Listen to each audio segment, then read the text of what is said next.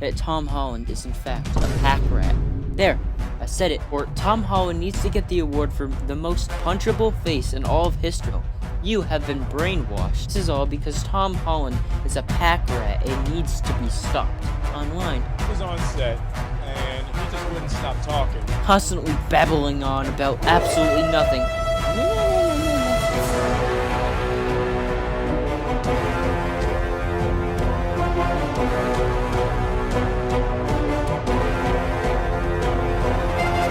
It's finally here, everyone. The long-awaited sequel to the Tom Holland video is here at last. Today I'll be talking about the devil all the time, but first you need some more context. You can skip to this time code in the video for when I actually really start talking about the movie and not just Tom Holland.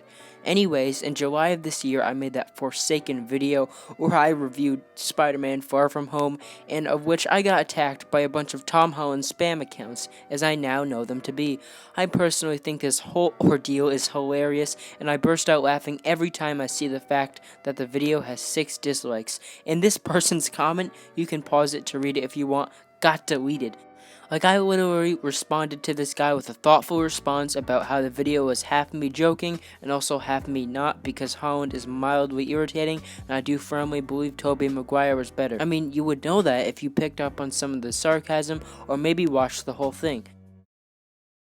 Okay, I'll be serious now. I really don't hate Tom Holland. I just made this because it was fun to call him a pack rat, and if I'm honest, he is mildly irritating. Because the average view duration is just over a minute, these Tom Holland fan accounts probably just heard Tom Holland bad and disliked.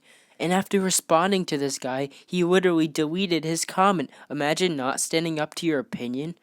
Cringe. Now comes to the question of why am I making this video, a part 2? Well, it's because I just watched the movie The Devil of All Time, and Tom Holland shows to me he can play more than just an animated blue rat or a Peter Parker. Wait, no, the title is actually Devil All the Time, not Devil of All Time, but I swear I did not know this until after watching it.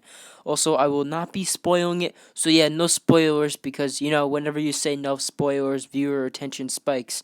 Anyways, what's the point? Oh yeah. Tom Holland. Tom Holland was actually good in this movie. He played a really good part, and I have to say, I did not get the same vibe of cringiness, of a low intelligence, or any sort of pack rat related phenomena from this film as I did from Far From Home.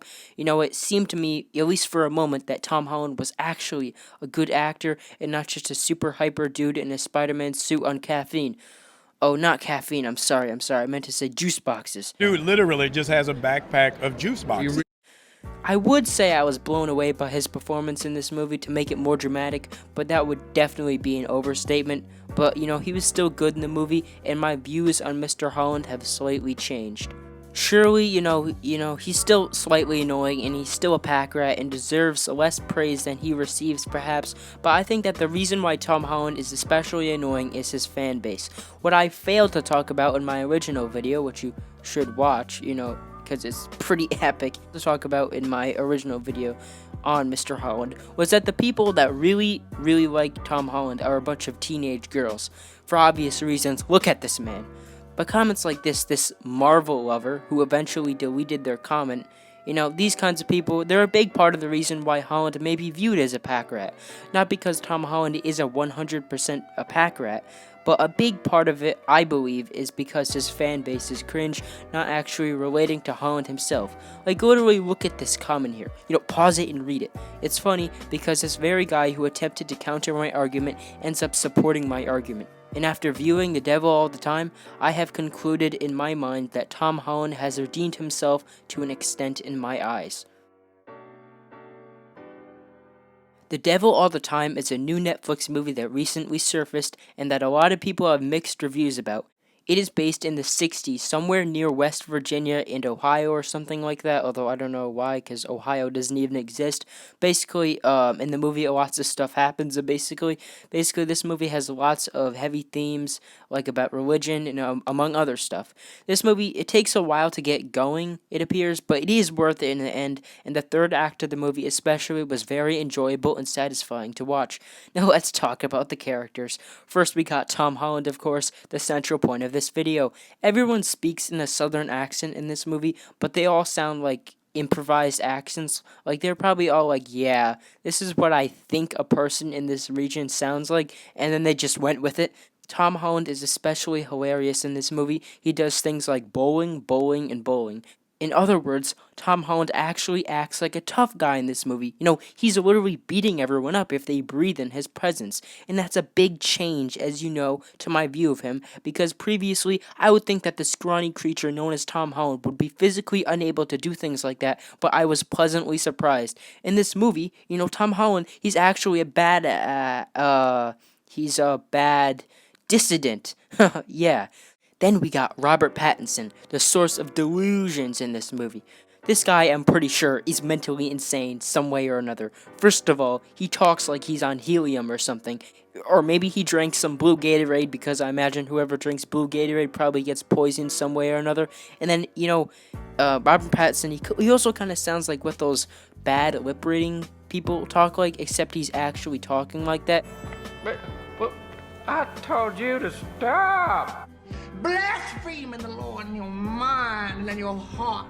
Like, in those videos, they're like, oh. Yeah, but he's basically that. I did hear somewhere that Robert Pattinson's voice is the most accurate to what people actually talk like in a certain region.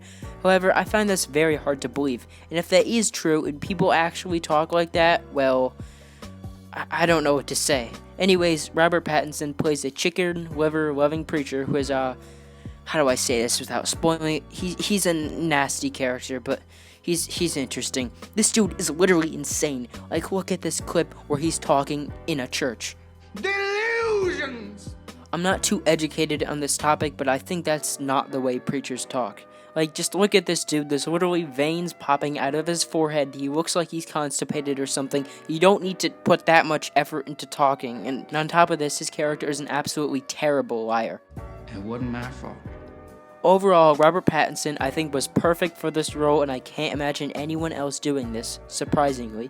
And then we got this guy here, who pours spiders on his face, and who I just found out is Dudley.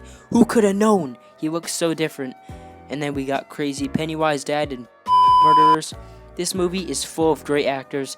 The movie does seem messy at points and kind of drags on, but it is all worth it when it comes together at the end. I recommend you go watch it.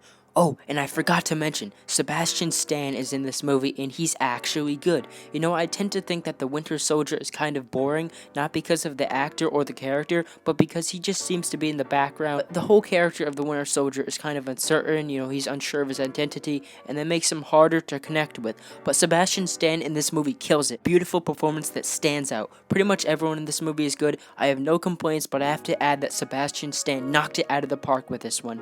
Overall, The Devil of All the Time, or Devil All the Time, whatever it's called, is a good movie with heavy themes, and I think you will enjoy it as long as you stick watching to the end.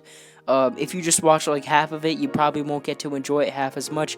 Yes, this movie is not perfect. It kind of has some pacing issues, it appears sometimes, and it isn't 100% engaging all the time.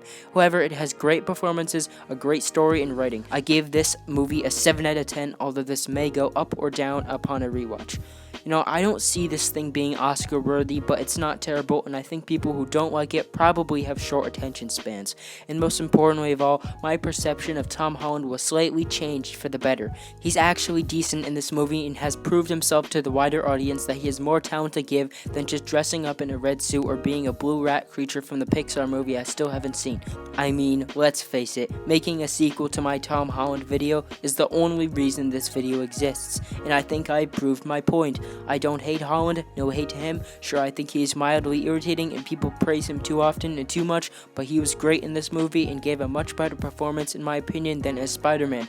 Anyways, that's pretty much it. See ya, and thanks for watching. Subscribe for more mediocre content.